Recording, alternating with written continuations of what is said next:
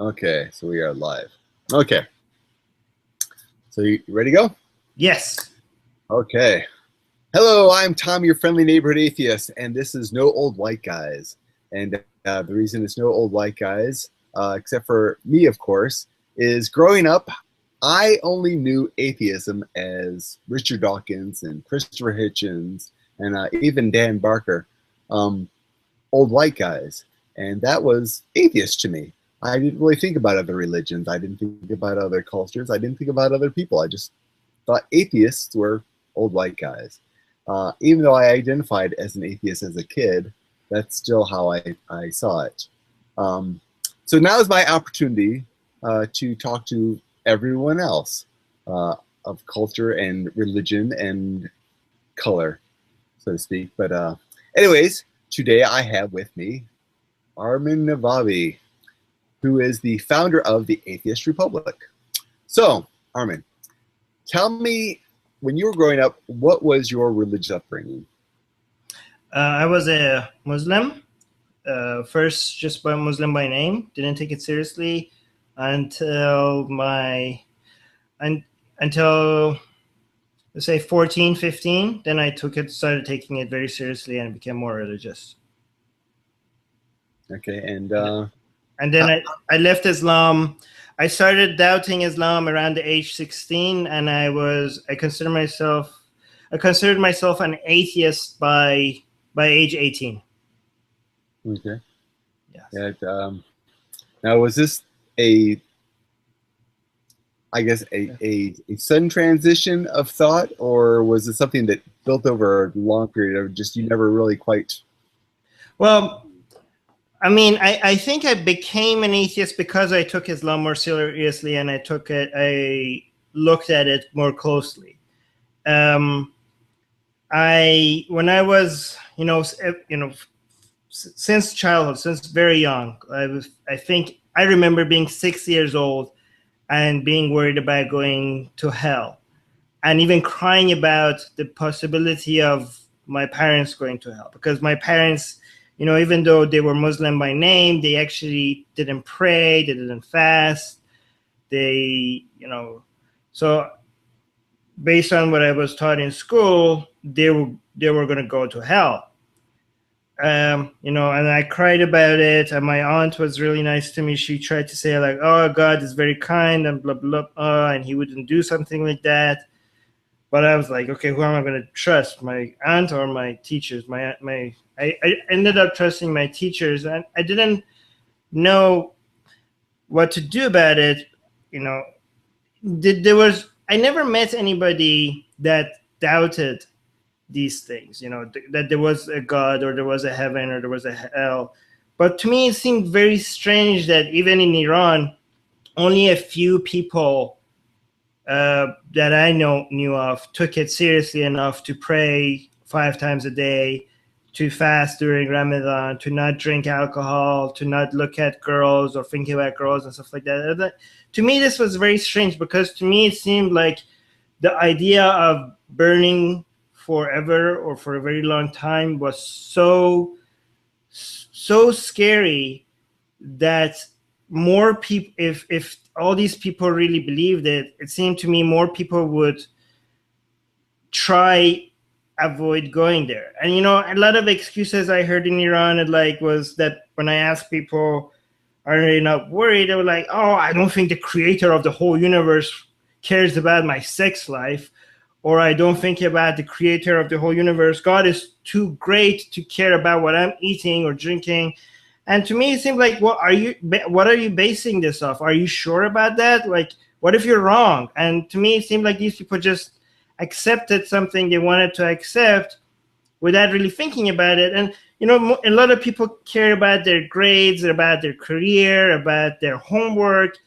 And the penalties of these were like mild compared to missing out on the greatest test of all.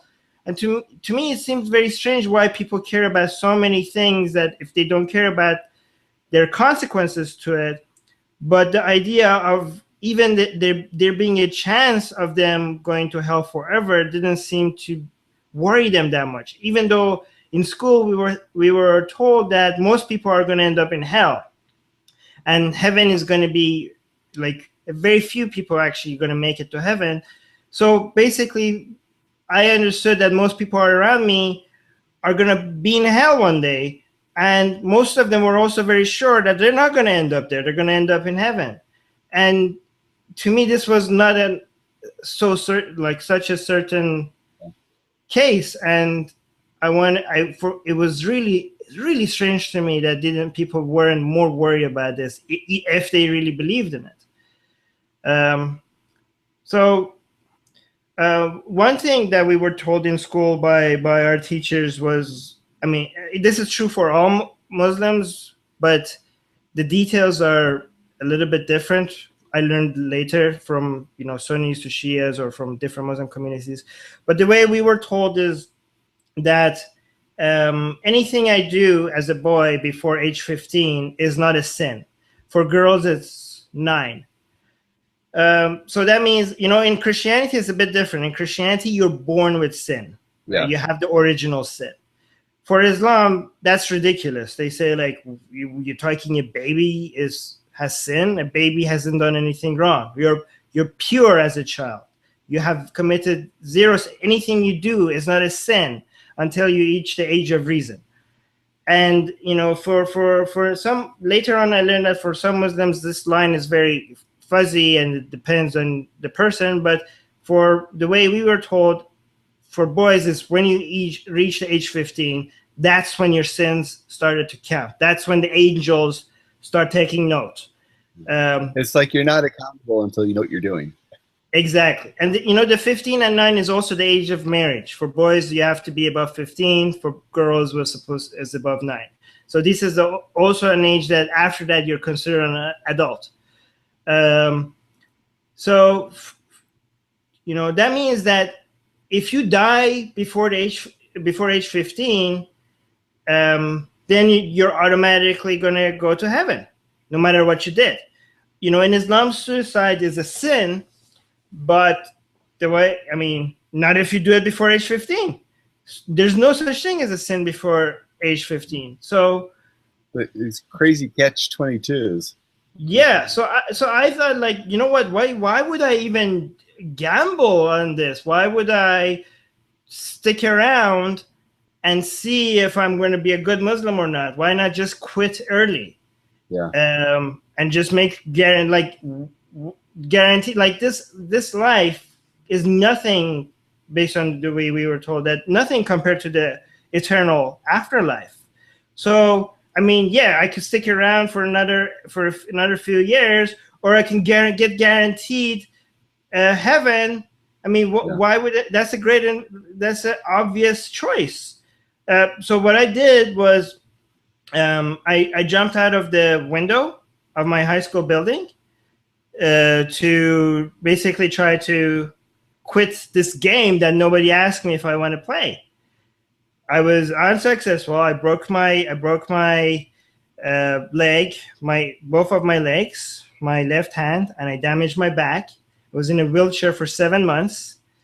And the only reason why I didn't try it again was because of the reaction I got from my parents, because I saw how depressed they got. I saw my father crying for the very first time. That was such a shock to me. I saw my mom collapsing on the ground in distress in the hospital. So I thought it was not fair to them for me to do it again. And I was actually upset that I didn't even consider that the first time. I felt like I was being so selfish. But that meant that when I reached age 15, that I have to play this game. I thought, like, I can't miss a prayer. I have to do the whole thing. And I did. I started reading the Quran more seriously. I started praying more seriously. I started taking the whole thing. I became very religious. And when I did this, I was out of school for about a year. So I lost when I went back to school, I didn't have many friends anymore because my classmates were not the same classmates anymore. So religion also became a way for me to, like, God was the only friend I needed. That's what I told myself, right? So it was a way for me not to be lonely because I felt like I already had a very close friend. But I mean, still, when I became a Muslim, I felt like I felt my parents still were missing out, and the idea of my mom burning in hell was still always something that I considered. And I kept on trying to argue with my teachers about why would somebody so nice end up in hell. And and when the more I consider it, at that age we also used to watch a lot of American movies. And one thing I kept on considering is like, all these people I'm watching in these movies, they're all going to burn in hell forever. I mean, they're not Muslim. And I was like, how is that fair? Like, none of these people deserve to go. Like, do they really deserve to be burned forever? Like, and plus, they probably don't really seem like all that worried about it. Well, I mean, they were not Muslim, so I felt like they didn't know. But I asked my teacher, like, well, it's not fair. I was born in a Muslim country. I have a better chance of knowing about Islam than them. How is this fair? And then my teachers kept on telling them, well, they could research. Like, have they done all the research? If they have done the research, then they would be Muslim right now. They said there's no excuse in an age where you could get all the information that you want. Everything is available. So for them, there's no excuse. And, I just felt it just didn't seem fair. One thing I tried to study Christianity. I tried to study all religions. I went from the very beginning just to be able to understand what the hell's going on here. Why do members of other religions deserve to go to hell forever? And the more I studied religion, the history of religion especially, the more it started to look like it was made up. So, I mean, that was the beginning of my. I could go into details of how my research and my prayers to God to prove Himself to me, but the short version of it is that I ended up being an atheist when I couldn't find any reason. I mean, I asked myself, like, what? At one point, I started asking myself, why did I even accept this claim? Like, why do I even agree with this? Did I even check if this is? I mean, everybody believed it around me, at least. So that was the only reason. So well, that's pretty much the practice of religion. Is they give you these facts and they tell you to believe them, and everyone else believes them. So it's I think a gang mentality that, like, you figure, well, if everyone else believes them, I might as well believe them too. No, I mean, I don't think it's a conscious decision where people come and say, like, okay, I'm going to believe this. I just think it's just something that an alternative, people never even considered an alternative. That's what it is. It's not like, okay, I'm going to believe this. It's just that's what it is. You know what I mean? That's not, you don't consciously one day decide. If you're born in a Muslim country, most people don't decide, okay, I'm going to believe in this from now. It's as if, most of the things you're told when you grow up with, you don't even doubt. It's just how it is. That's how it is. There's a God. Islam is the true religion. Muhammad did this. The Quran is the word of God. So until you one day consider an alternative viewpoint, that's the only point. That's the only point in your life that you start conscious. If you don't leave your religion, that's when you're consciously deciding that, okay, I'm going to believe in this. But before that, it's just how it is. Yeah, I remember being told several times something, and I basically said that did make sense, and was told it doesn't have to make sense. That's the way it is, and I think that's how it is with religion. Yeah. Most kids aren't going to question it. They're being fed information, and they figure they're getting good information, and they accept everything they're told because they don't know any better. They're sponges. And when they get older enough to question things, that, when it comes to religion, that questioning is kind of quashed. They're like, don't question, just accept it. Yeah, exactly. And like with hell hell is really pushed, and surprisingly with kids. It's like this the Santa Claus story. You know, if you're good, you get presents, and if you're bad, you get a lump of coal.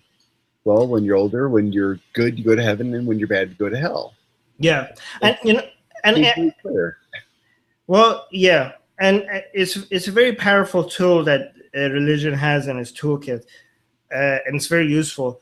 But you know, with regards to kids, not a lot of younger people not considering alternative views. That's why I think that there's a lot more reaching out needs to be done, because you know a lot of atheist activists in the West assume that you know Muslim countries, they are so backwards that it's not even worth trying. Like the people in these countries, they're just so ignorant, they're so delusional about their religion that, you know, why would you even try reaching out to them? It's just a waste of time, you know.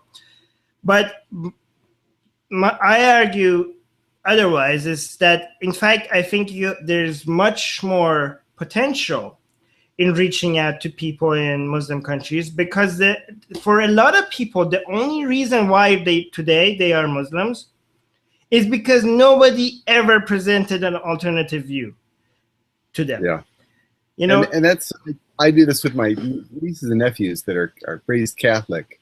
I don't try to talk them out of what they've been told. I just point out other religions and how other religions are basically the same story, but a little bit different. And they think that, you know, people who follow Catholicism are going to hell, and you know, Catholics think the other religions are going to hell. And they can't all be right, but they're all kind of the same. So I try to point that out to them to get them to start thinking about, you know, what it is that they believe and why it is they believe it, which is usually just the fact that that's what their parents told them to believe. Yeah, I mean, there's nothing wrong with reaching out to people. A lot of people tell us that, oh, if you try to reach out to people and give them this alternative view, you're just like religions preaching, you know, they're preaching religion, you're preaching atheism.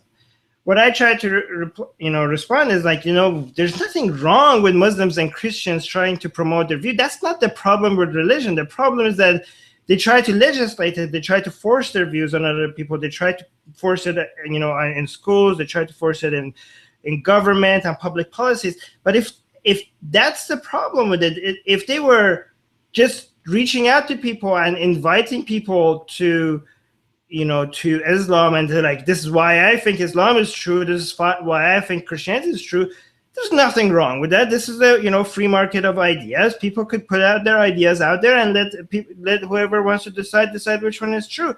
So by saying, I mean, not just religions, any ideology. If you want to promote socialism, if you want to promote capitalism, if you want to promote your idea and your viewpoint, or your, you know, political candidate, you go out there and they tell people why they should agree with you. There's nothing wrong with that.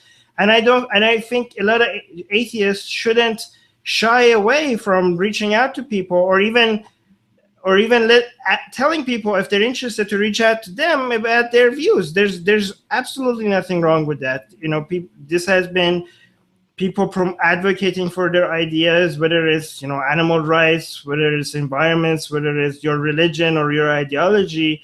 This is, you know, we need more of that. We don't need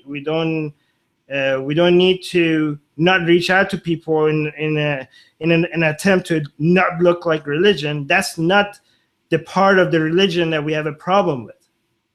Well, I often get accused of pushing atheism, which I think is funny. I'm pushing atheism by teaching them about other religions. Well, I mean, even if you're telling them about atheism, even if you were doing that, you're not pushing them unless you're forcing them to listen to you, you know? Yeah. You're not pushing. If you tell people like, hey, this is what, if this is where I am, if you're interested in talking about this, you could reach me here, right? This is my website, this is my Facebook page, this is my platform. If you're interested, come listen to me. If you're not interested, you don't have to come here. That's not forcing anyone down anyone's throat. If you're in a Muslim country and your kids have to learn about Islam, that's pushing Islam down someone's throat, right? If you're in a Christian, in the Philippines, for example, and Bible verses are put on government buildings and taught in schools by the government to every kid, that's forcing an ideology down someone's throat. But if Christians are like, okay, I'm not going to go, this is my church. If you're interested in learning about Christianity, you're free to come here and learn about Christianity. This is my website. A Muslim could this is our area. If you want to learn about Islam, you could come and talk to us. And the atheists, if they have their website, not just religion, just anybody. If you want to promote capitalism or socialism, that's not pushing an idea down anyone's throat. That's just inviting people to consider your viewpoint. There's absolutely nothing wrong with that. Well, let's get back to your coming out. How did your family respond to when they realized you were an atheist, or if you told them outright? How did they react initially? Well, my parents were actually more worried when I became religious than when I was atheist, because they were getting really annoyed with me trying to make them better Muslims. So when I told them I was an atheist, at first they were, to be honest, they were relieved, because they feel like, okay, now we don't have this crazy religious person in our home anymore. But then when they started saying that I'm telling my friends and my, other people around about it, they got really scared, because it's not very safe to be open about your atheism in Iran, right? So they were, I don't, their parents, I don't think I was ever really at risk, except the time that I was in Tehran University. I was talking about it. Maybe at that time. I'm not sure we covered it yet, but you grew up in Iran. Now that you're in Canada, but yes. You were in Iran till what age? Age 21. So it's been more than 10 years now.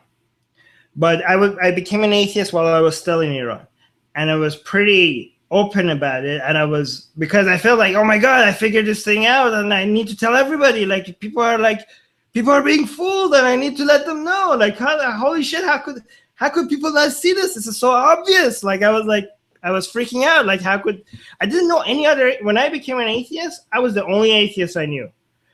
Actually, the only other atheist that I ever heard about was Stalin. That based on our school books. But nobody, like, I didn't ever heard of any other, like, you and people here, they know, like, oh, I became an atheist because I heard about Richard Dawkins and blah blah blah, or Hitchens or Sam Harris. But I didn't. I became an atheist because I studied history books, and I was like, okay, this seems like it's man-made. And then when I consider it more, it seems so obvious to me that this is how it is, that I was like, I used to be shocked about why people don't consider hell more seriously. Then when I became an atheist, I was shocked at why are people not seeing this? Like, I was like, so, like, why is everybody just accepting this? And to my surprise, when I told my friends, my two close friends, within a week, both of them became non-believers within a week. And for me, that was, first of all, very pleasant that they agreed with me.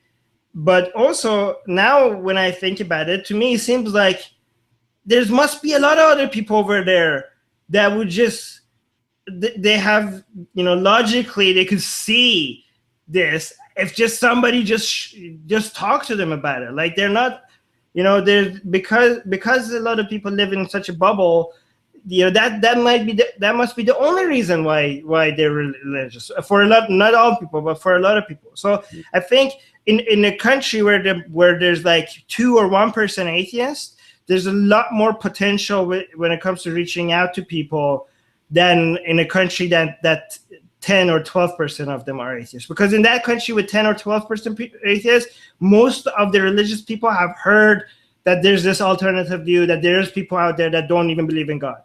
But in the country that the atheists are just 1 or 2%, I feel like it's so much easier to get that up to 6%, just by reaching out to people. Anyways, you asked me about my parents. My parents, when I talked to, because I couldn't shut up about it at that point, but they became atheists too eventually, like not very long after. I mean, they were both educated. My father was a doctor. My mother was a nurse. They both had, when I reasoned with them and talked to them about it, to them, they're like, yeah. But for me, I was a bit disappointed that this didn't seem like a revelation to them. Like my friends, when I told them, they were like, holy shit, oh my God, like this is all a lie. But my parents are like, yeah, I see your point. Okay. I'm like, really? And you just changed your mind about something that you believe for like 50 years, and you just like, it just seemed like, I don't know. To them, it didn't seem like you're right, but it didn't seem like a big deal. It was a huge revelation. It was. Yeah. That makes sense. Yeah, I mean, they're like liberal people. I mean, in Iran, you have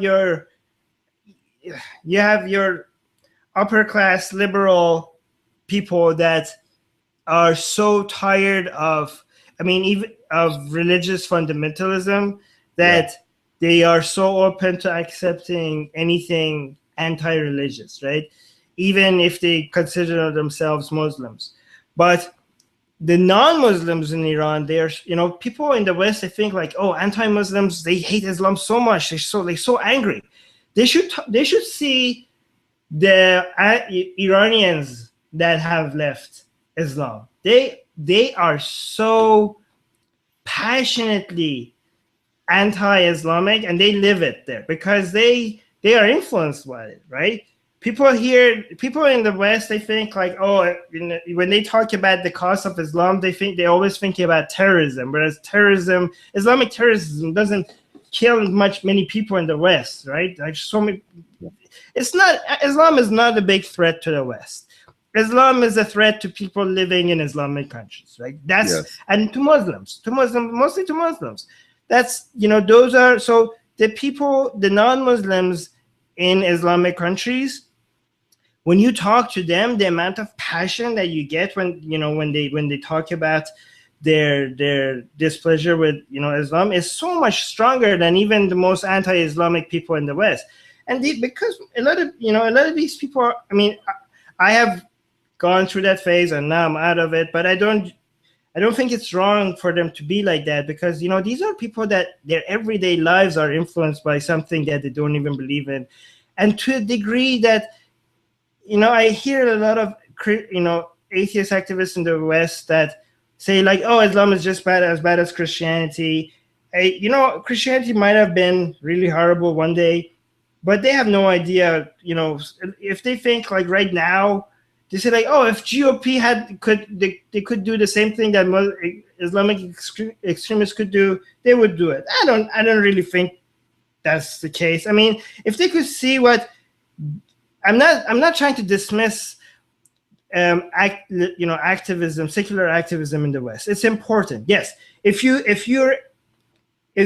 are gay and straight people can get married and you can't get married in the West, that's not fair. And it's totally legitimate to fight for that equality, and you should, and everybody should. But let's not forget that people are being hanged for being gay in other countries, right? I think in the U.S. it's more a matter of education, that religion like says evolution is not real and the global warming is not real. Religion really pushes down education, and they stress you got to believe the Bible. The Bible is the truth, and you can't believe anything that contradicts the Bible. And a lot of the fight in the U.S., at least, I think it's just getting people away from that, you got to believe the Bible and everything else is wrong. They don't want people to be stupid. We're really falling down when it comes to math and sciences. because of the religious indoctrination of children, that they're told these things are bad. You can't believe these things because they go against the Bible. And I think that's where a lot of the activism, at least here, goes. Yeah, but I'm not trying to say that people shouldn't fight for those things. Those are things that people should keep fighting for. But I mean, it's a threat. Yeah, it's a threat. But I think people should also acknowledge that, you know, the situation is not the same in other places, and people that are angry with Islam, you know, some people, yes, there are some bigots out there that are just riding on this anti-Islam train, not because they're against ideology, but just because they hate people. And we need to they just hate immigrants. Yeah. And we need to make sure that we don't let them get on this. You know, we should like distance ourselves from them and be like, you know, we're not anti people. We just don't agree with this ideology. But at the same time, when people are really angry, because we shouldn't be like, oh, you're just, you know, I see some Western liberals that they talk to ex-Muslims that are really upset about Islam and their lives have been influenced about that. And they tell them, you know, you're just being fooled by, Western media. You're just you're just this Western imperialist. They just got into you. They're like, really? My entire life has been influenced by Islam. You know, they have no idea what they're talking about.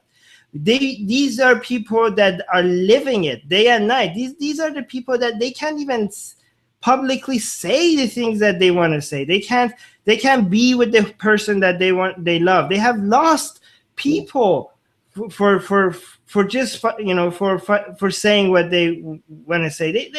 I mean, it's not even when it comes to Christianity, okay? Even when it comes to Christianity, people are paying a much higher cost in the Philippines than they are in the United States because of Christianity. But nobody talks about the Philippines, you know? Nobody talks about Indonesia, you know, because why? Because Indonesia's Muslims don't usually come to the West. It's just people talk about these things only because of how much it influences the West, right? The Muslims in Indonesia, Islam in Indonesia is only a cost to people in Indonesia. That's why nobody gives a shit about Indonesia. No, but even anti-Islamic activists, they don't talk about that, you know? They're only talking about the Middle East. Indonesia is the largest Islamic country in the world, and nobody talks about it.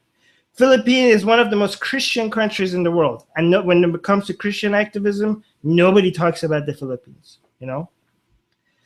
And, you know, because people, you know, even when you have like some atheist activists that are trying to convince how big of a threat Islam is, the Islamic ideology is, they're only talking about like, oh, this could come to the West. Oh, terrorists are going to come to the West. You know, people forget what could happen. People are already suffering from this thing in Saudi Arabia, in Iraq, in Syria, in Iran, in Indonesia, in Bangladesh. People are already suffering, paying a high cost for this ideology. You don't have to worry about what could happen. I mean, the number of people how many people died from terrorists in the United States in the past 10 years? It's just statistically so insignificant compared to the people that are paying a huge cost for Islamic ideology in the Middle East. But people don't care about that because it's over there. And it's interesting because these are supposed to be humanists, right?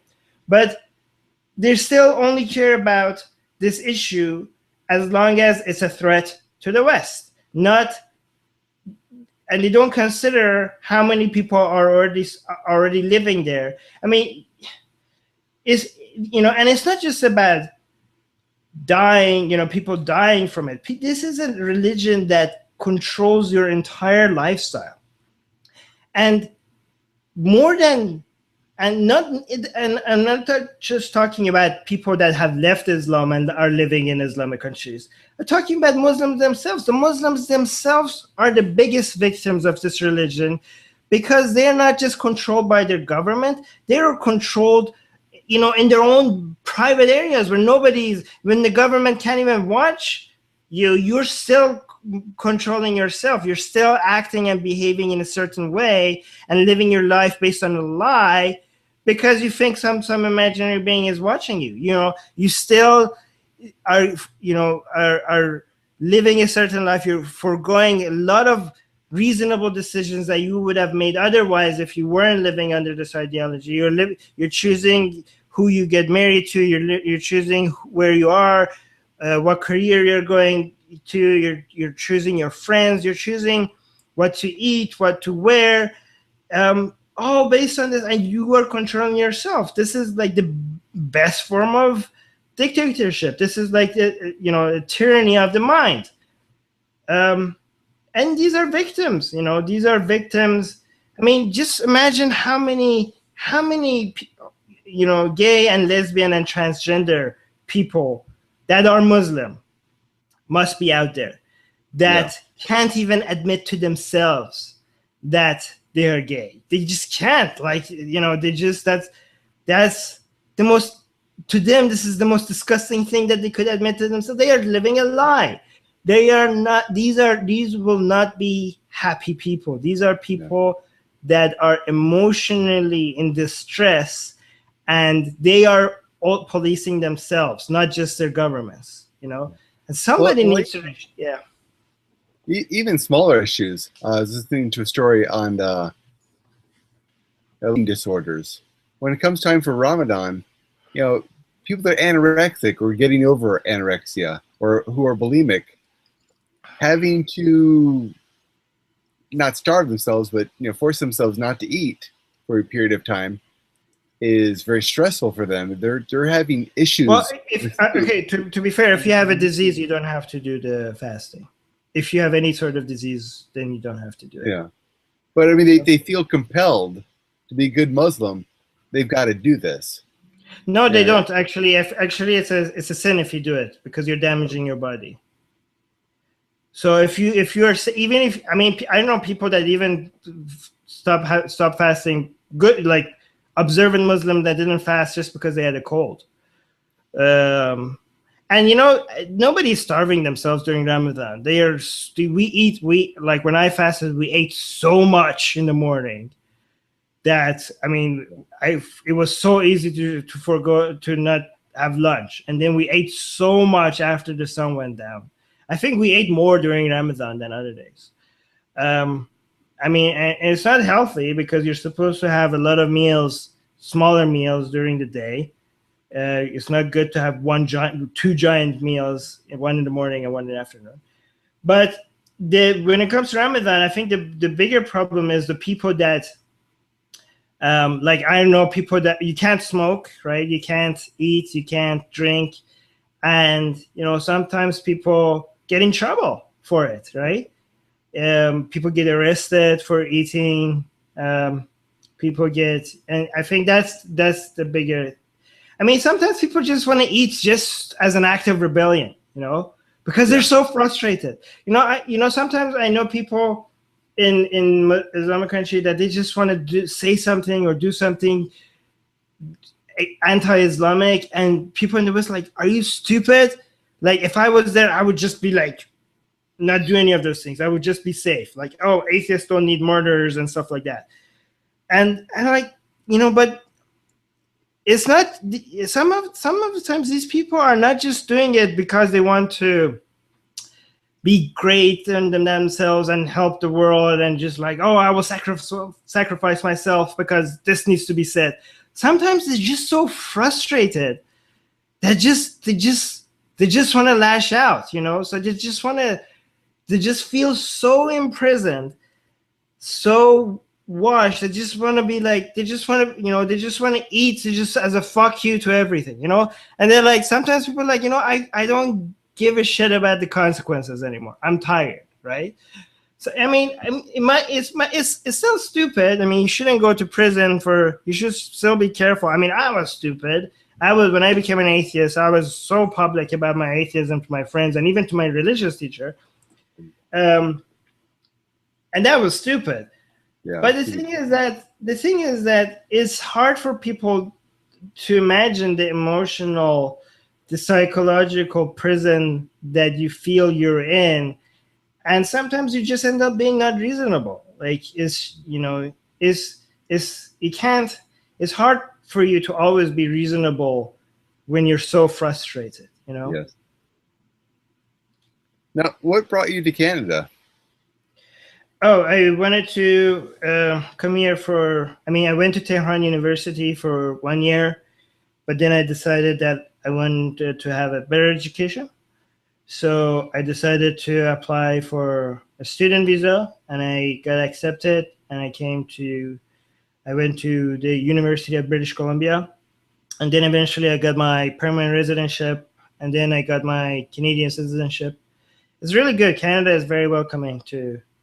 It makes it much easier than many other countries. So it's more for your education, not so much to get out of town. No, it was mostly because I wasn't very happy with my experience in Tehran University, and I wanted to have an education that was, at that point, I felt like I needed to have a better education. I mean, I don't. Right now, when I think back, I think like my life experiences there. What I'm doing right now, a lot of the things that I learned in Iran just by being there was very valuable.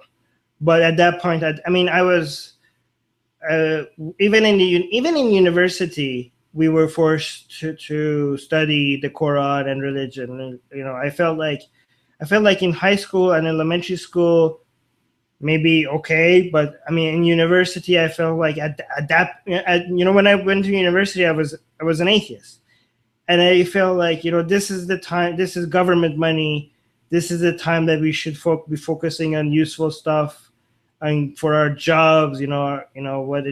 So I was at that point. I was very frustrated with the mandatory religious studies in the university.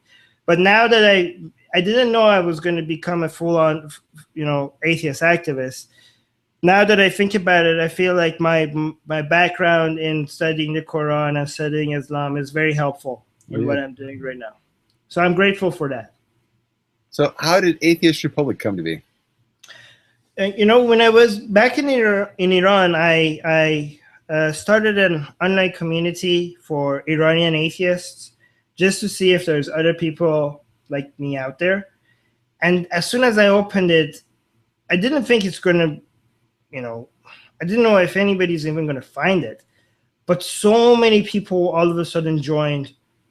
And, I was shocked. And so was most of the people that joined. That, oh my God, there's so many of you here. Like, we were so shocked that there are other Iranian atheists. And the group just grew so fast. And every time a new member came, I was like, oh my, every time it was shock. I was like, oh my God, there's so many of you. I didn't know there's so many atheists in Iran. I thought I was the only one. And it was such a great feeling for us to find each other. And it felt like a family, right? And at that point, I felt like, this must be true in so many other places. So when Facebook came along, we started a community we called it Atheist Republic, and it was supposed to be for everybody. And that was the goal, for atheists to get together, to build a community for atheists, to support each other, to show each other that we're not alone, to show that we, if they need some, any kind of friendship, we're there for them. And when it started growing really fast, we just realized that the sheer numbers of it was so great to see for an atheist. I don't know, in Bangladesh or in Indonesia, that felt that there's atheism must be a fringe thing, and then comes and sees that our page right now has more than 1 million followers, right? And then when they come and see that, oh my God, this page is like, there's so many other atheists out there. And then once they join our community, they come in our group and like, oh, is there anyone from Indonesia here or anybody from Philippines here? And then they get like 20 replies and 50 replies, and like, holy, like they they get, every time I see that, it just warms my heart, right? I just like, and they get together and they add each other as friends, and it just, you know, I feel like what we're trying to do is, you know, the gay rights movement in the United States has been very, very successful. Just like if you go back in the 1960s, if you realize that you were gay, you think a lot of times you felt like maybe there's something wrong with me. This is just, you know, this is a disorder. There can't be that many people out there. But you know, the best, the reason why I think the gay rights activist movement was so successful was that it brought all these people together, and people ended up being comfortable with who they are because they saw so many other people out there like them. And then they saw high profile people being open about them being gay, and they feel like, well, if they're not ashamed, why should I be ashamed? And that did two things. What it did, it made people not feel so isolated, but when they saw this such a big community, and it also showed to the outside world that this is bigger than what you think it is. You know, like a lot of people, when more people were open about it, people realized, oh, my coworker that I didn't hate before is gay, or some people are like, oh, my sister is gay, or my father ended up being gay. Like people were, you know, they, you know, people that they admired or loved or cared about ended up being, and they were like, you know, I can't really hate this guy. So they ended up accepting the whole thing. And I feel like with you know, when it comes to atheism as well, we don't have to convince everybody that we're right. I think, like, I consider it a win if somebody, you know, when I talk about atheism to a believer, and they, you know, before they used to think like atheism is just ridiculous. Yeah. After I talk to them, they still think I'm wrong, but they don't see it as that ridiculous anymore, right? Yeah. They just feel like, okay, they have some, I guess, good points that it's wrong because of this and this, and they see so many other atheists, and they realize, like, sometimes people, when we post something on our Facebook page, somebody comments on it, and then their friends come and reply like, hey, I didn't know you're an atheist. Are you really an atheist? And, you know, a lot of times people share our posts on their walls, and some friends are like, hey, wait, are you an atheist? So I feel like, and when people share these things and post these things, at first, a lot of them were resistant to it because, like, I don't want to piss off my friends. But they see that there's so many people doing it. Like, why should I not do it, right? There's nothing to be ashamed of here. And, you know, I could lose a few friends if I have to. That's fine. And then when their friends see it, even if it's not convincing to them, they feel like, you know, it just helps not demonize the atheists anymore, because they're like, oh, 4 of my friends are atheists, and I mean, they're not bad people. I mean, they feel like they're probably stupid for thinking there's no God, but they're not horrible people. So, you know, just by our numbers and by more people being open about their atheism, if it's safe for them to do so, I feel like we're normalizing it. We're just making it something that it wasn't as so you know, surprising. It's just like, oh, you're an atheist? Okay. It was like, it's not like a what the fuck reaction that people used to get. And, you know, that's what we're trying to do, not just in the United States, but also in many other countries where atheism is such a huge shock to people when they see that there's atheists. I often say that, you know, the percentage of atheists is much, much higher than anyone realizes, because the majority of people who really are atheists either haven't really thought about it, they've, you know, given up on their beliefs, but they're just so afraid of the response that they tuck it away. And, yes. And if there was more people, then it's more common. Then there's more people that are going to come out and admit that they are also.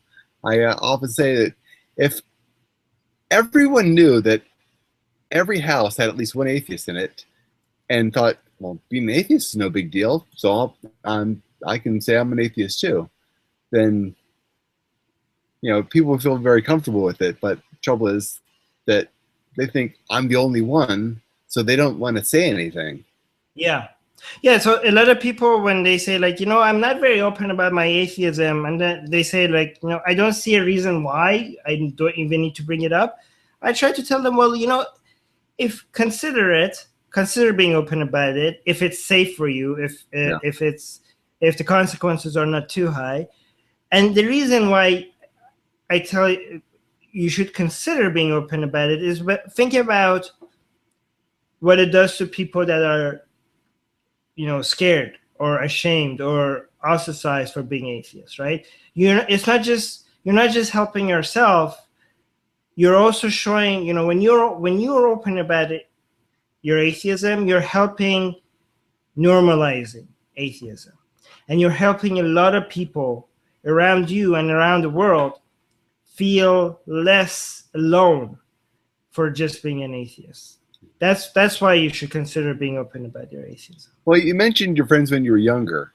They were probably just like you. They'd probably already been questioning their beliefs, and you coming out and saying you're an atheist was probably their invitation. Like, yeah, I never thought that made sense either. So, actually, for them, it was a shock at first. I don't think they ever considered it. Really?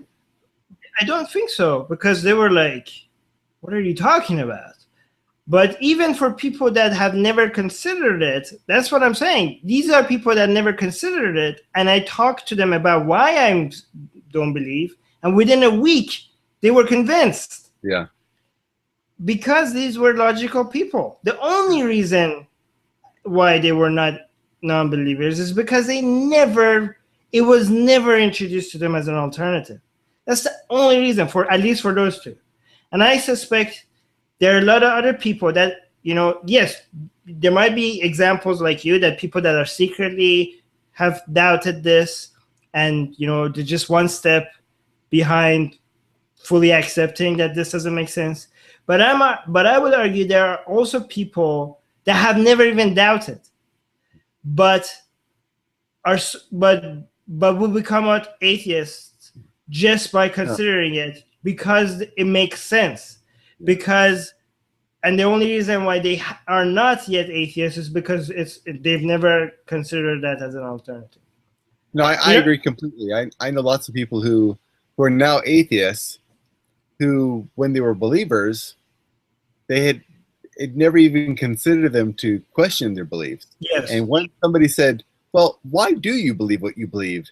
And they really thought about it and thought, yeah, that doesn't make any sense. I don't know why I believe that. Yeah, and exactly. They became an atheist. The thing is that the Muslim that you talk to about atheism and doesn't change his mind and fights you back and debates with you, those will get more attention, and those are the people that we debate more. So when people are investigating, how do I reach out to Muslims? These are the things that they see. Like the video, like you don't see a YouTube video of somebody being, not being, very, you usually get people that are interested in coming and fighting you and debating you in videos are people that have thought about it and still consider Islam to be true, and they just want to prove you wrong. Yeah. So when you search for content out there, when it comes to videos and blogs, these are the reactions that you will see. And I agree that there will be so many people that will not change their mind, and they will think you're a fool for even for considering it as an option. But I also think there's the potential for reaching out to people that have not ever considered this is more in religious countries than in more free countries, like in the United States or Canada. So that's why I'm just trying to tell people to not discount how effective it could be for when it comes to reaching out to people in very, very religious countries. It could actually even be more effective if we find a way for us to reach. And people are like, well, how would I do this? How can I don't even understand Islam. I don't know. I don't have a background in this. I don't understand the religion. I don't know if I'm going to offend them, not offend them. Well, I mean, the best thing to do is just talk to people with that background, like what you're doing right now. You're talking to people from in this show and your previous shows, you're talking to ex-Muslims, right? And you're giving them a platform, you're giving them an audience, and it doesn't. That's all it takes. And a lot of people are going to come and watch your videos, your YouTube videos, and some of them are going to be Muslims. If you put a video out there and a Muslim and an atheist are talking, or an ex-Muslim is explaining why he or she has left Islam, a lot of Muslims are going to find that interesting. A lot of Muslims consider that if you're really a Muslim, you're never going to leave Islam. So when they see a YouTube video of somebody that used to be a Muslim and now has left Islam, for them that's intriguing. They're like, how could that be? And they're going to, some of them might click on it and check it out. Well, another aim of mine is, I think learning about all religions is very important.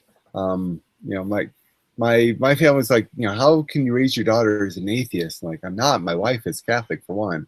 But I want her to know about other religions. I want to bring her to a mosque and to a synagogue and to the Catholic churches and the Christian churches. I want her to see all the different religions, to understand where they came from. Because once you understand religion, you become inoculated against it. Because you can see the flaws and you can see how they've all evolved the same kind of methodology, but the different rules. You can't. I find it hard to believe that there's a God, or for other people to believe that there's a God, when so many different religions have so many different rules that are so close, but not quite the same. I mean, if this, all-powerful God, all religions would be the same. But I think it's important that Christians know about Islam and of Muslims and Catholics and Jews. I just think it's being well-rounded in religion is important for all of us to some degree. Yeah. Well, I mean, it's good. But Muslims have an explanation for why there are so many different religions. But I won't get into a theological debate. But that I could if you're interested. But that would be a very specific topic. But yeah, I'm happy. One thing that I'm happy about is that I know a lot, not only about Islam, but I also know a lot of the arguments for Islam. So for me, I feel like I could do, not just me, but so many other ex-Muslims that have heard a lot of Islamic apologetic arguments.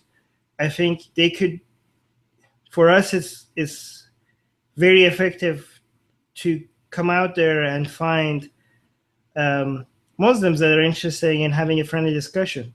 So if you are a Muslim and you're watching this, and if you're interested in having a friendly discussion with me about Islam or why Islam is true or not true, you could reach out to me and we could have a friendly debate. And I think that's the good thing about having these debates is, as you say, it's important to learn about religions, right? So for an atheist watching a debate, it's very helpful because then they could see what's the Muslim perspective on different issues. And I think that's very helpful. And for the Muslims, they could see what are the points of an atheist. But for both sides, I think when you have a friendly discussion between an atheist and a Muslim, you could show that we could completely disagree with each other and not hate each other. Yeah. Because a lot of times people consider disagreeing with Islam as an attack on Islam. Yeah. Disagreeing with the Christianity as an attack on Christianity. This is, I never understood why, we don't do this with any other ideology or viewpoint. People disagree with each other on many things without them considering that as an attack. Right. I think Republicans feel attacked whenever you question whatever they do. Well, yeah, it depends on how passionate people are about their views. But what a lot of people, when a lot of activists, when they tell atheists that they need to be less anti-religion, yeah, and more friendly, I feel like, how does this even, you could be friendly to people you disagree with and still voice your disagreement with them. There's no reason why you could tell people why you disagree with them and be friends with them at the same time. Why can't, like, who, I don't even understand the suggestion why these two things can't, you know, I don't understand the logic behind it. So I think like these videos or these debates will serve that purpose, to see, you know, me or you against a Christian debating with each other and telling each other why you're wrong, Yeah. and being friendly with each other, or you and a Muslim, an atheist and a Muslim. I think even if people from both sides leave that debate or discussion without anybody changing their mind about anything, one thing that we have shown to the audience is that, look, these are people that passionately disagree with each other, and they don't hate each other. So passionately disagreeing with each other does not have to lead to hatred. Yeah. I've not to be so big, but I am. Here in the U.S., a lot of people consider us a Christian nation, but the joke is that most Christians don't really know the Bible. In fact, that's kind of a joke, that it's like, if you want to make a Christian an atheist, just have them read the Bible. Is there any kind of feeling about that with Muslims and the Quran? I mean, would you say that most Muslims know the Quran, or are pretty ignorant of what it actually says? Most Muslims are ignorant about the Quran. I would suggest that they might know about it a little bit more than Christians know about, the Bible, but still most of them are ignorant. And this is, the Quran is in Arabic. Most Muslims are not Arabs. So, and even when they read the translation, I mean, most Muslims, when they're reciting the Quran, they're reciting it in Arabic. Yeah. And they have no idea what they're saying. Most Muslims are Indonesians. They're from India. They're from Pakistan. They are from Iran, Turkey. None of these people speak Arabic. And most Muslim schools, they teach you how to recite the Quran in Arabic, not the translation. We do have, however, we do have in school, we do have religious studies, but they focus on specific parts of the religion, and usually it's based on their agenda. And even a lot of Muslims in these countries, they don't think that maybe their school is not being honest with them about Islam, and they feel like everybody thinks their version of Islam is the pure Islam or the true Islam. But wait, you go on.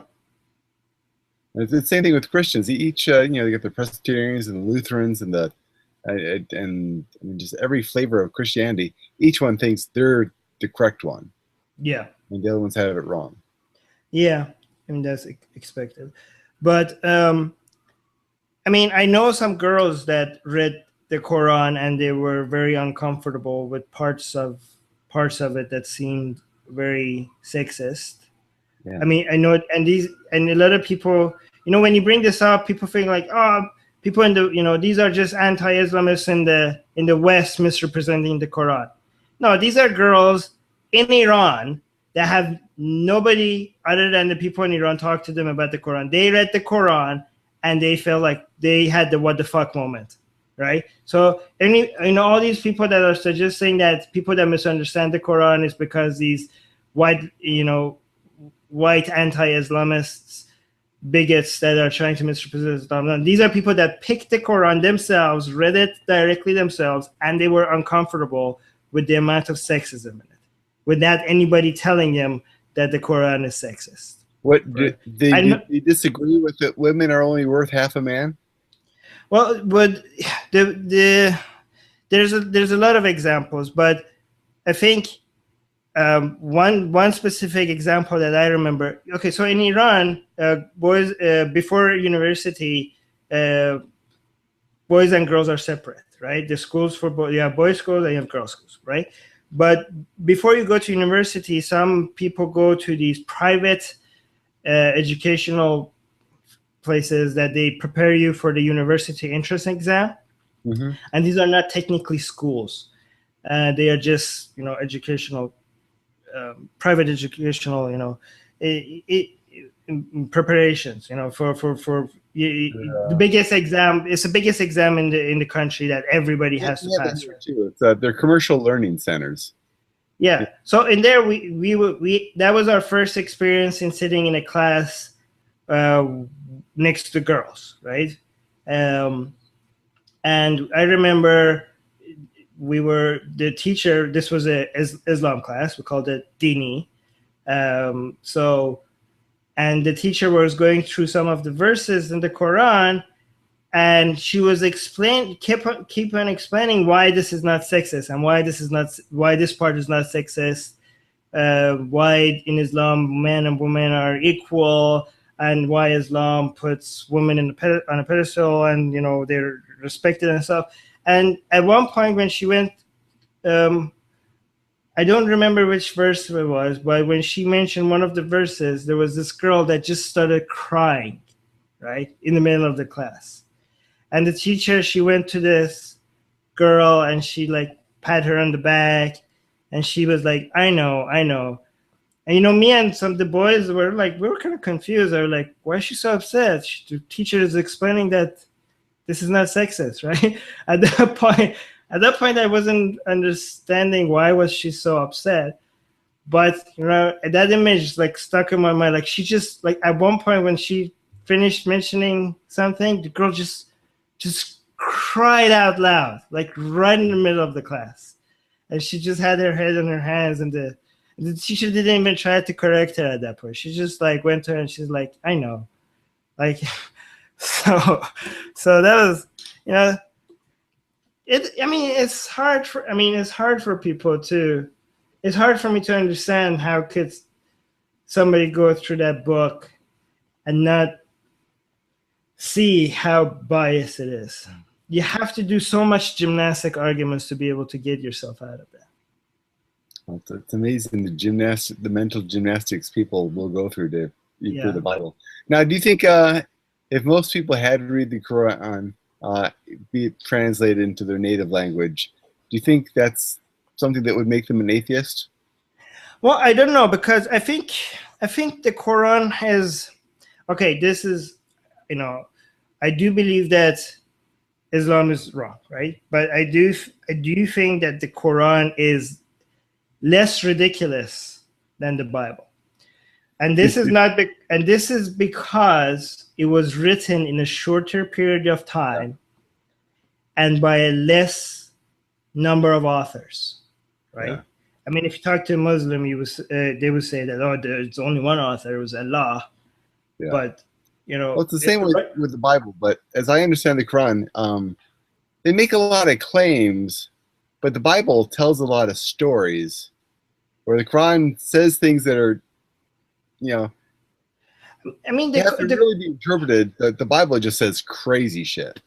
Yeah, the Bible. I mean, the Quran has its cruel moments. It has its sexist moments. It has this moments where, I mean, most of it. A lot of Western people that want to criticize Islam, they try to focus on the cruelty of Islam when it comes to war.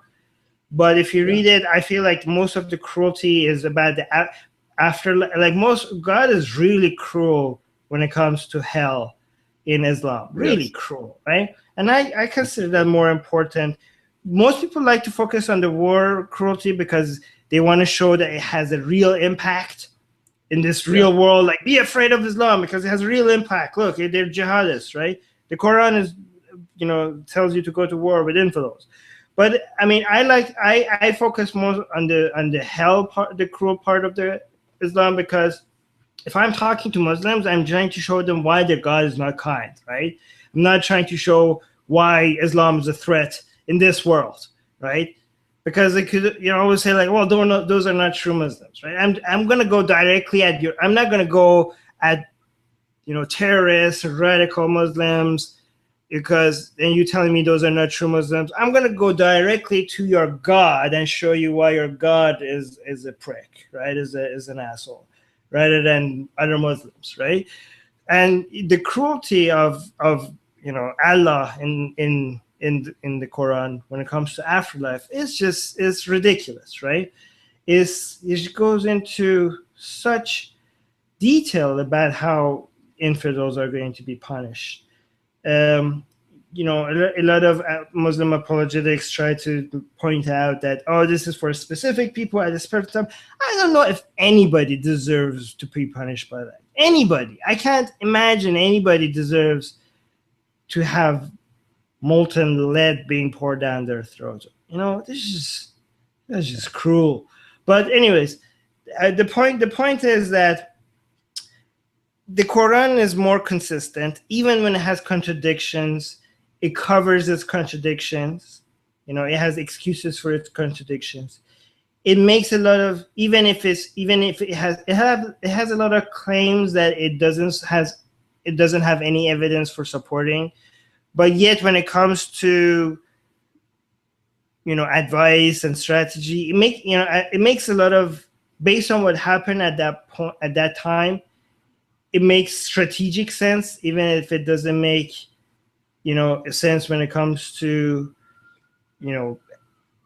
what we understand today as moral behavior, or what was considered human rights violations. We could, based on our standards today, they don't make any sense, right?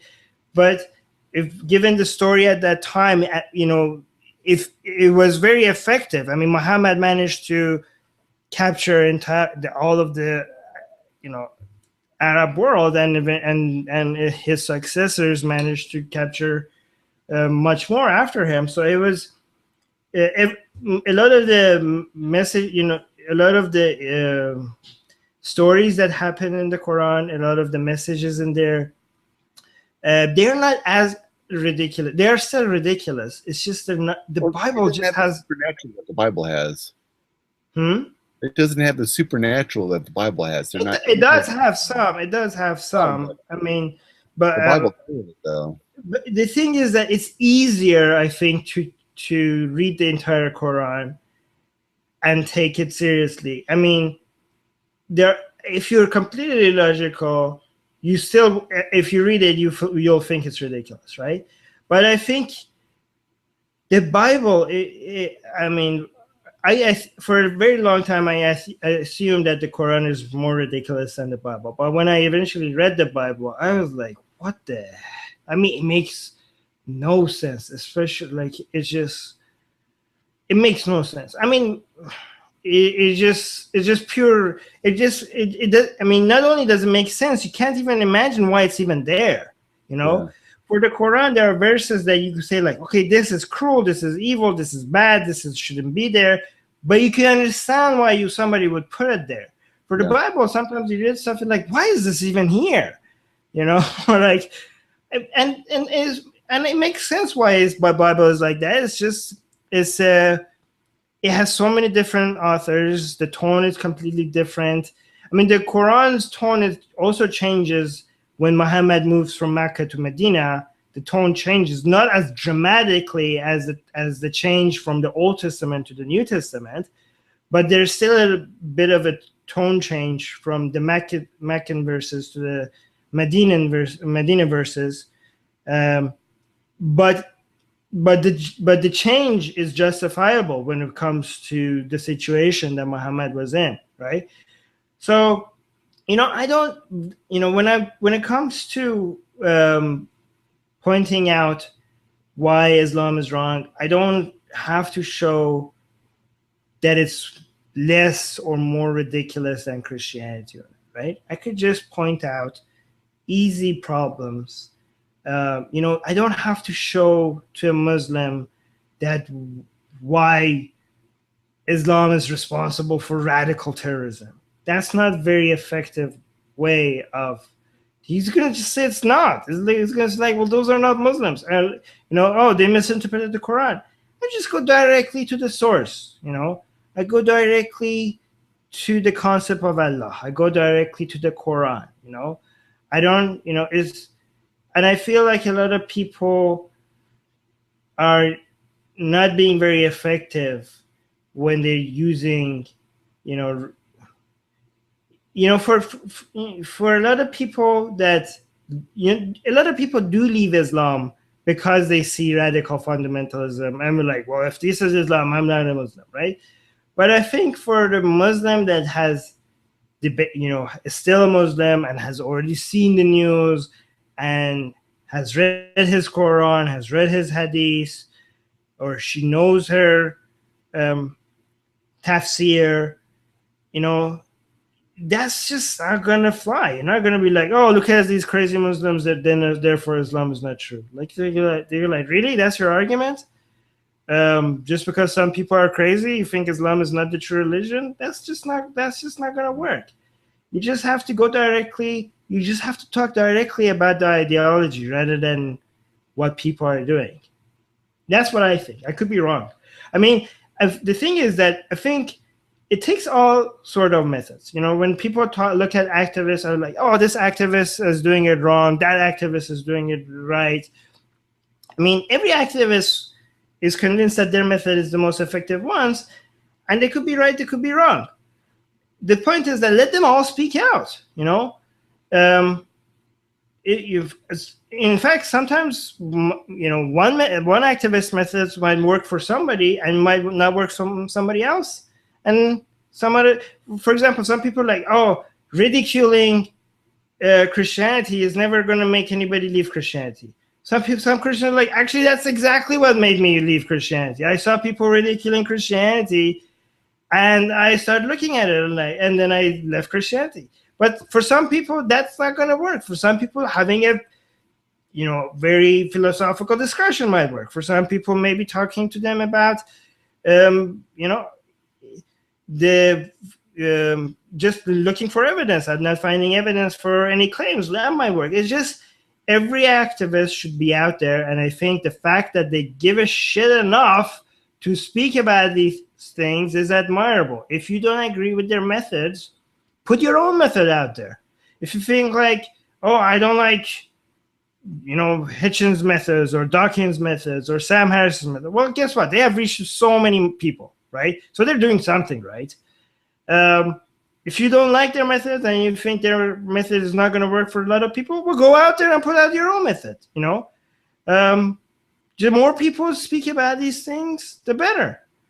The fact that somebody, actually, even from the Muslim side, there are Muslims out there that are actively advocating Islam because they care for people. They think Islam is the true religion. They don't want people to go to hell. They want more people to become Muslims, right? They're wrong, but they care. They care about people. Some people do this not because they care about people. It's just they're so offended by you not being Muslim that they want to just change you because that's just not right. But there are other people that are Christian. There are Christians that are trying to convert you to a Christian because they genuinely care about you. Yeah. And I think, let them put their ideas out there. Let the atheist activist that you don't agree with his or her method put his or her idea out there. And if you think there's an idea that there's a more effective method, put your own ideas out there. The more people share these ideas, the better. The problem is when people try to shut other people off. The problem is when people try to get others to be silent, to shame others into being quiet, to legislate in a way for other people to be quiet. That's when we're not going to move forward. The more people speak, the more people exchange ideas, the better chance we have at more people considering views other than the one that they were fed. Yeah, that's pretty much true with any argument, that the more people who have more views, the more likely you're going to hit upon the right combination to the right person to get them to question what they're doing to change their mind. Exactly. So, well, we talked about some very popular books, and I understand you have your own book. Yes. Yeah. Yes, I read this book. It's called Why There's No God. But this is something that's already been discussed many, many times. There's nothing new here. The only thing I did was I tried to simplify it as much as I possibly can and make it as short as I possibly can and to the point. I talked to a lot of people that, both atheists and non-atheists, that don't have, they are educated, they're smart, and some of them are not educated and don't have they just don't have background in philosophy. They haven't been involved in many debates when it comes to these things, but they just want to get the points. Why would somebody, for an atheist, they want to see, if somebody talks to me about religion, what are the points that I need to bring up, right? Yeah. For theists, they might not even be interested in ever changing their minds. They just want to see why would even somebody not believe in a God? So what I did was I took the 20 most common arguments that people make for the existence of God, and I tried to come up with a simple, to the point, short response to each one of them. And that way, a lot of atheists, they say, I want to get involved in these discussions. I know why I don't believe in a God, but I don't know how to bring this up to other people. So I try to summarize all the points and the responses to them for them in this book. A lot of theists, they're like, oh, if there's no God, where did everything come from?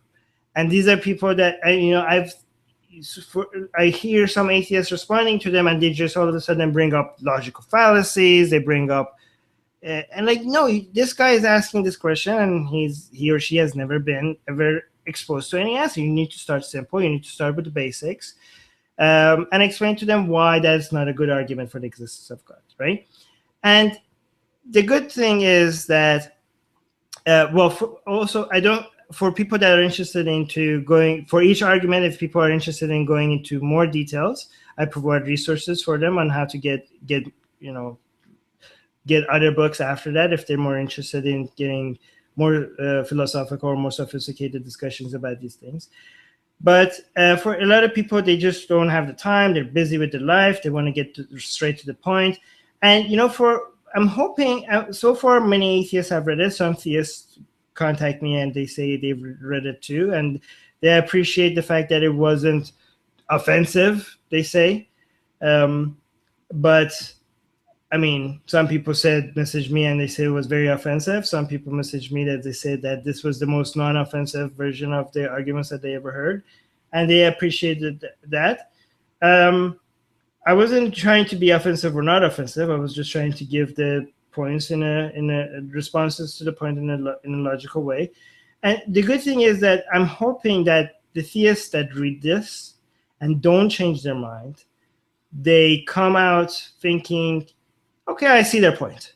They're wrong, but I guess they're not as big of an idiot as I thought they were. So we'll see. I had this conversation with my cousin, who's I call him a fundamentalist, where he concedes to me every time that I lay down the best arguments for not believing of anyone he's talked to, mostly because I don't argue what he's saying. I just give him a counterpoint to say why his thinking may be wrong, rather than just saying, oh, that's just ridiculous. Yeah. I give him examples of why it's ridiculous.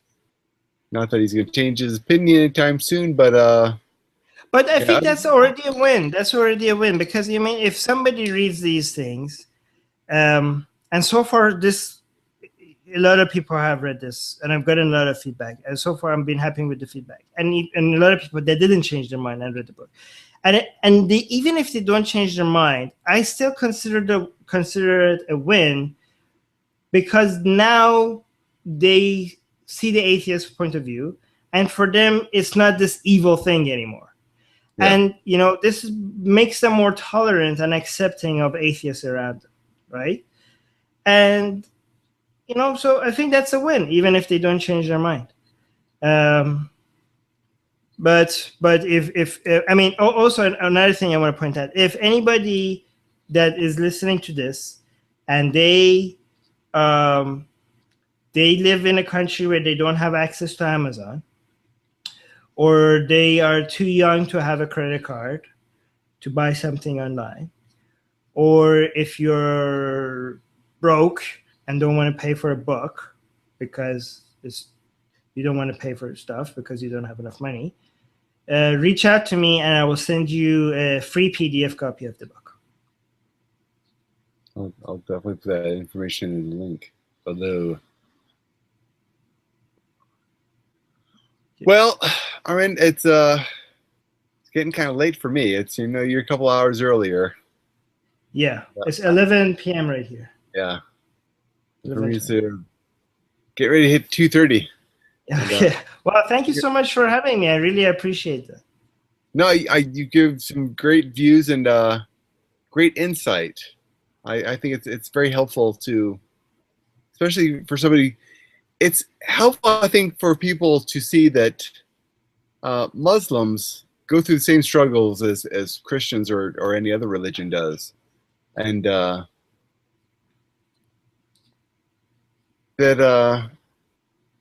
yeah, no, it's good. It's off my point of view. No, actually, that's a very good point. It's good to show that we have more in common. That when atheists in the West, when they see that the atheists, when they see the problems that the atheists in the East are facing, I think that's a very good way of bringing us together, and maybe finding more ways like this to share. I mean, I'm in Canada, but hopefully we could also reach with atheists that are putting everything at risk for their activism, and providing them a platform for them to share their views and opinions. I mean, one thing I try to encourage people is to utilize social media. I mean, I know the masked, I don't know if you're familiar with it, the masked Arab, he does not show his face, but still he puts out a lot of very good content and a lot of good information. Yes. And anybody, I mean, if you have a smartphone, you can put out content. You can, you know, put out a specific message, or like myself, just get it off your chest. If you've, you know, questioned your faith, or if you are tired of, like, for me personally, it's the fact that every time I go out the house or watch TV or listen to the radio, I'm bombarded with religious information. That's like, I don't care about that. Why do I have to hear about it all the time? I just wanted to vent, and this was my way of venting. But yes, it's very easy to share information nowadays, and you can seek out information very easily. So I encourage everyone to voice their opinion, because there's always somebody who wants to hear it. No matter what you have to say, there is somebody who is looking to hear what you have to say. So, but I appreciate what you do, number one, and I appreciate you spending the time with me for the show. And I will definitely keep in touch. And I will put all pertinent links below. And I hope big things for the Atheist Republic. What I meant to ask, what things are coming up for the Atheist Republic? What are your short-term and long-term goals for it? Well, one thing I'm very excited about is providing content in other languages, and also translating content from other languages into English. So we have like my book, and we publish other books. Atheist Republic is now also has a publishing arm. So people that are interested in publishing atheist books, we do that for them. And one thing we try to do is with our blogs, with our books, we want to make these available in Arabic, in Indonesian, or in many other languages, especially in countries where, I mean, we thought about Urdu, but then we realized most people in Pakistan with access to internet already speak English. But so in countries where it has the most, very effective, there's a need for it, right? So in Spanish, especially the Christian content, we would like to put that in Spanish, and in Portuguese. There's a lot of Christians in Brazil. Philippines is a very big Christian country, but most people there already speak English. But in Indonesia, not that much. So that also a lot of people that don't speak English and want to share their views with the world.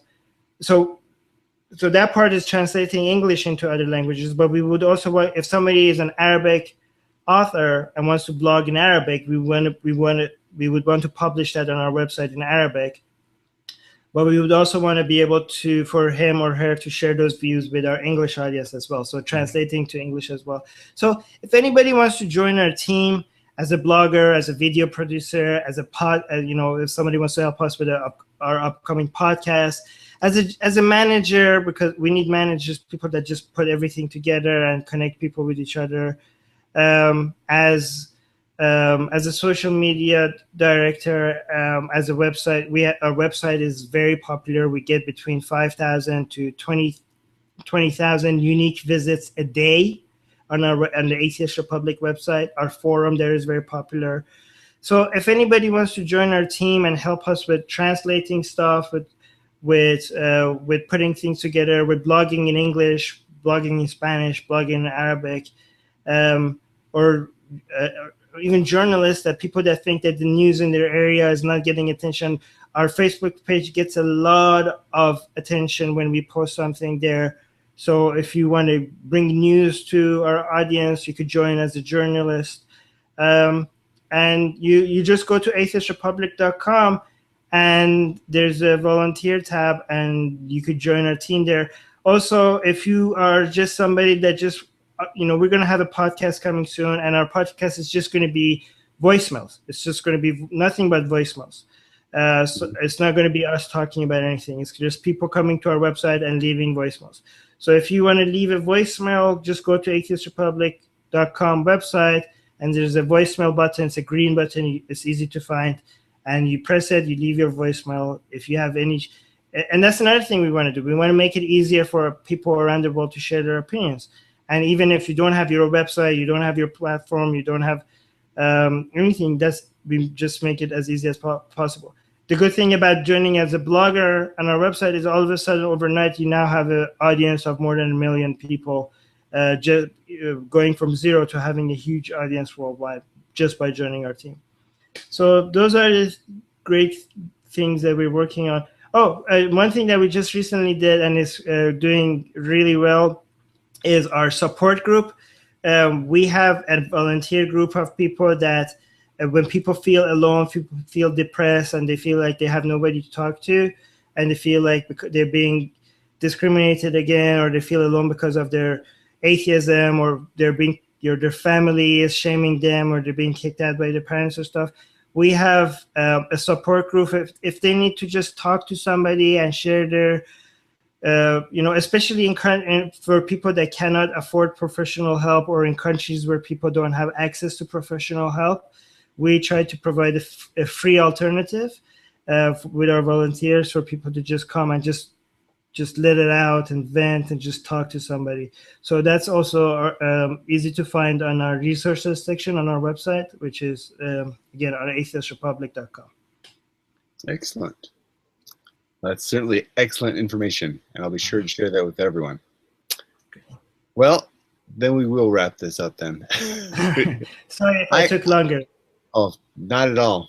I'm Tom, your friendly neighborhood atheist, and you can find me at Tom the Atheist on, because I'm on everything.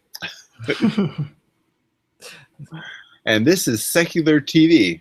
And, well, good morning. Good night.